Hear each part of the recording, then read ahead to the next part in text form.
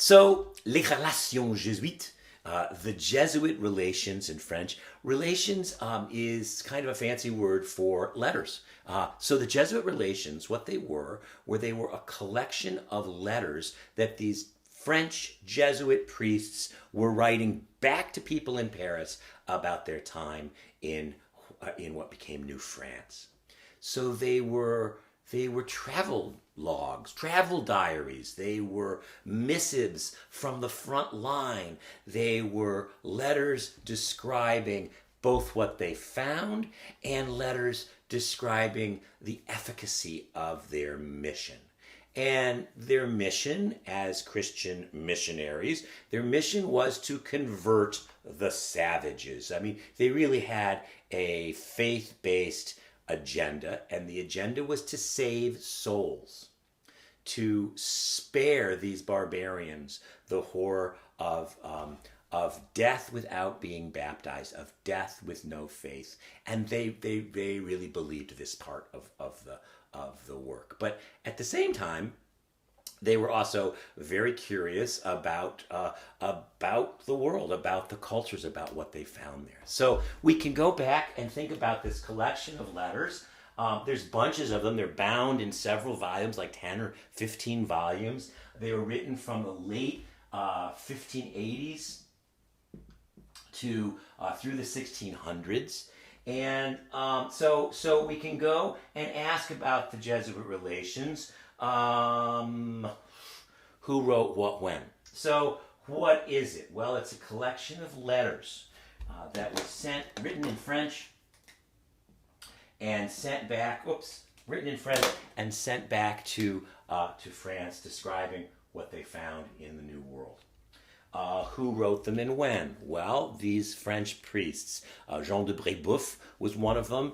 He's one that I know, whose letters I've read carefully. And the reason I know about this is that this is part of my master's work. Way back in the dark ages when I was working on my master's in religion, I wrote a research project. My master's thesis was about these guys, about these letters, and I worked with a composer to draft a libretto, to write an opera that the composer set to music, and it's been performed out on the West Coast a couple times. So I really kind of was in this world for several years. Okay, so we were written by these Jesuits, and who uses it? Who uses the Jesuit relations? Well, almost nobody now, although historians have used these as primary texts of what was happening in the Americas in the early 1600s. But more importantly, the letters were also used back in Paris. They were hot stuff. People eagerly awaited getting them. When they got to Paris, they were printed using these printed presses. They were circulated widely. People were really interested in what was going on, as were the politicos. There was fierce competition between Spain and England and France for power, for wealth from the New World. And so the King of France was very interested in what was going on there and what wealth could be had from this land. The church was very interested because the church, by the church I mean the Roman Catholic Church. France was very Roman Catholic at this time, still governed by the Pope, and the Pope's power and the King's power was wrestling and changing in this exciting time. But the Pope was using this to consolidate Christendom's power, by expanding Christianity in the world, that would bring more power, more wealth, more stability to the Christian church, not to mention save souls. So it was used as propaganda back home, and propaganda at two levels. A, that France was a great power and that France's culture was wonderful, but also as propaganda to raise money for the missions, so that people would put money into the ships that were sailing. The early part, they would invest in in the lumbering and the exploring efforts to conquer and gain land. So, all right. It was used back home. It's not used now. It was used slightly by historians. What's it about? And this is sort of the interesting part. At one level, the relations were describing the the cultures that they found. The Jesuit relations were some of the very first examples of cultural description by another culture. So now we have this entire field called anthropology, the study of human culture. And we have, through the 20th century, developed a rich scientific discipline of ethnography. An ethnography is a written account of another culture by our culture. So anthropologists traveled to the Samoan Islands to describe the sexual mores of the Samoans. Thank you very much, Margaret Mead. Anthropologists traveled to Central Africa to describe the pygmy tribes of the Congolese at the center, who lived in the very heart of the jungles of what's now the Republic of Congo. Anthropologists, so that this fascinating description of other values, other cultures, other rights, other ways of being, other languages that has grown into anthropological study. These were some of the first guys to do this. So sure, they were there on a mission to save souls, but they were also incredibly curious on a mission to describe accurately and with precision what they saw in this wild new, quote, savage culture. The culture of the Hurons is what we're looking at in our texts. What's it about? Well, it's about this other culture, and it's also telling the story of Christian conversion. So the relations aren't just talking about the Hurons or the Huron culture. The relations are also talking about the Jesuits converting people there. They are interested in talking about their mission being successful. They're interested in showing the efficacy of their presence there to win souls for Christ, so that people will continue to fund, support the Jesuit order and their work specifically. So there's always another motive to their writing. So what's interesting to me, there's lots that's interesting to me.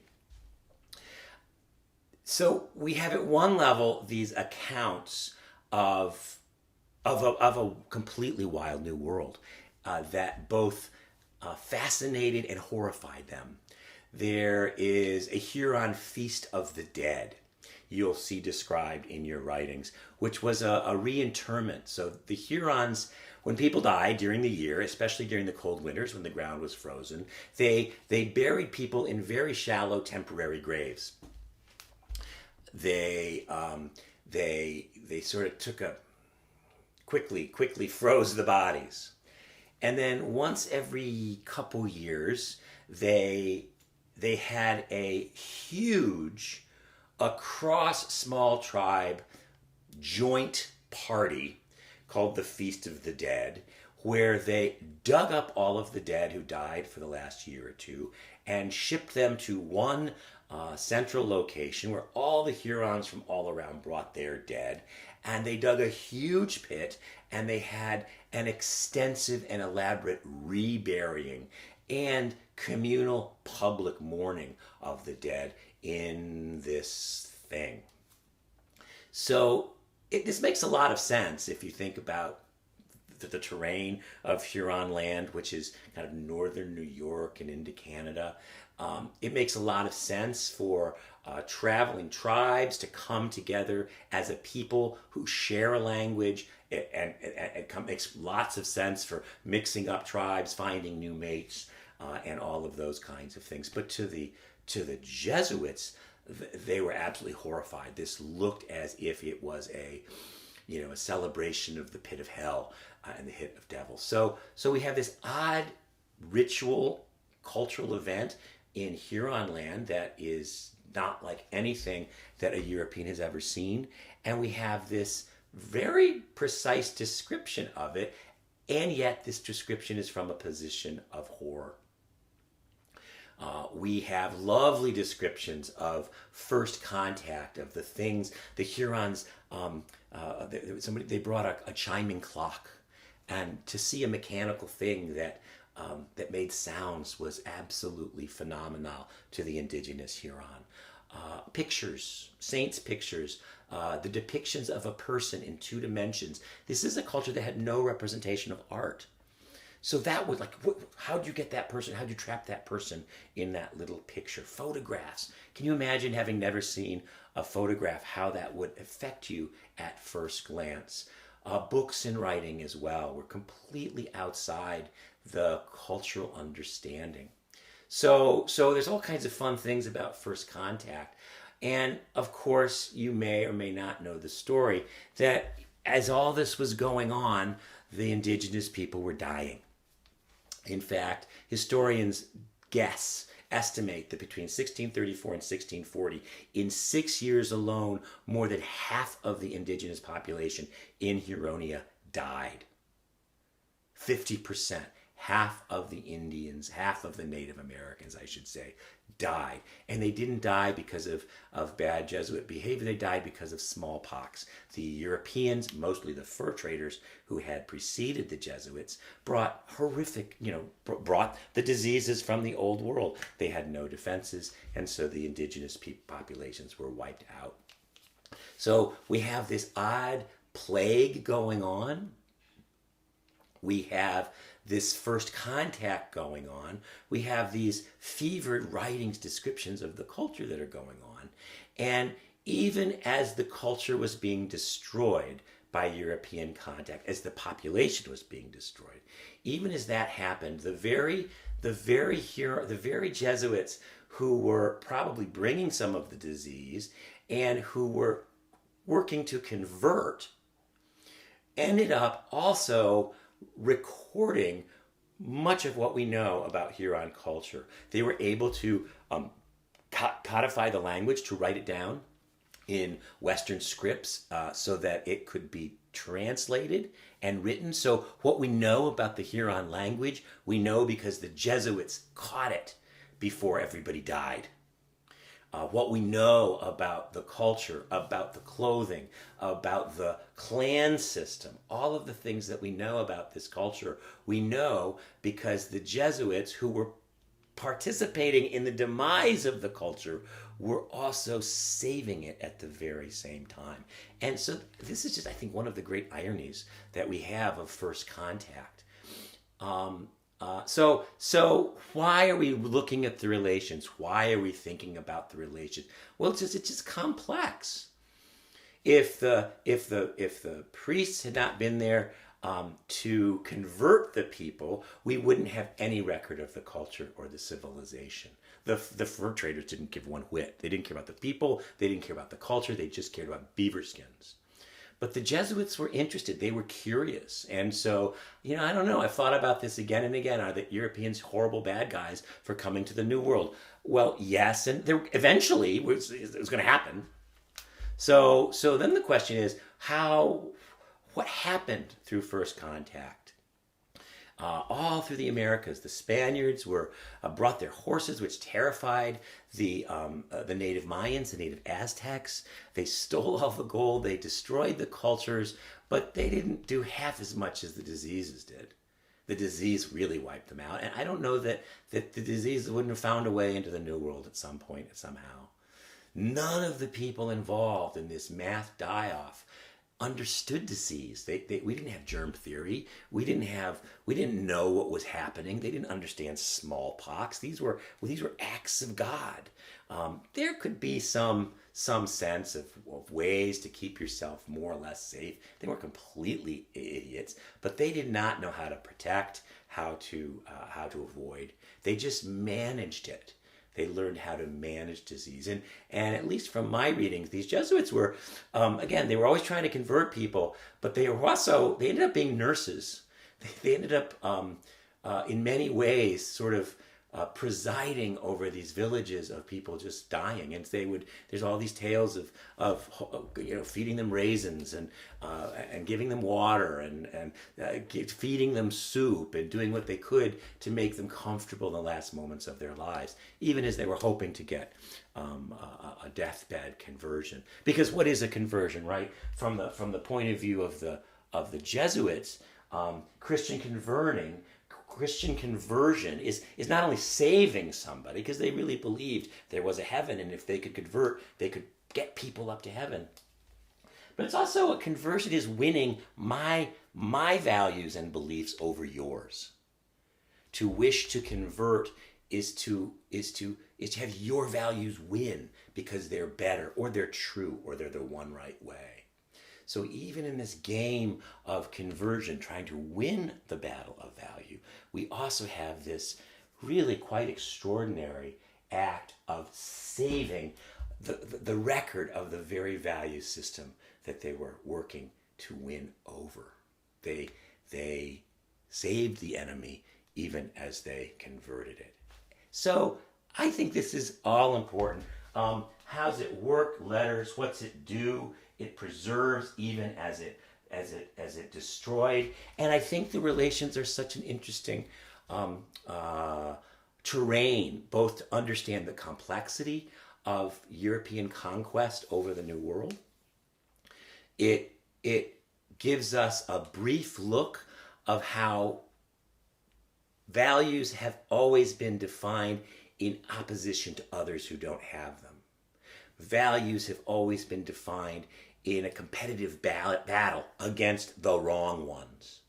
And in this multicultural world that most of us live in and most of us celebrate, it really sort of opens up what became, the 19th and 20th century's big challenge. How do we live?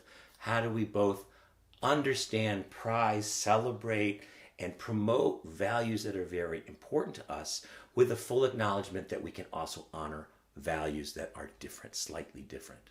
Can we live in community with, can the Christians live in community with Muslims, with the Sikh populations that are so sad right now in Indianapolis, with Native communities that are rediscovering themselves, and also celebrate the native languages that the Jesuits preserved. Most of what we know about the Algonquian languages was preserved by these clerics who were writing down and holding on. And we have these lovely, the Penobscot word for canoe is thing that flows lightly on the water. Again, in Penobscot, which is an Algonquian language that from what is now Maine, dead. I think there's one speaker left in the world, but the flower, the Penobscot word for flower is thing that bursts open towards the sun.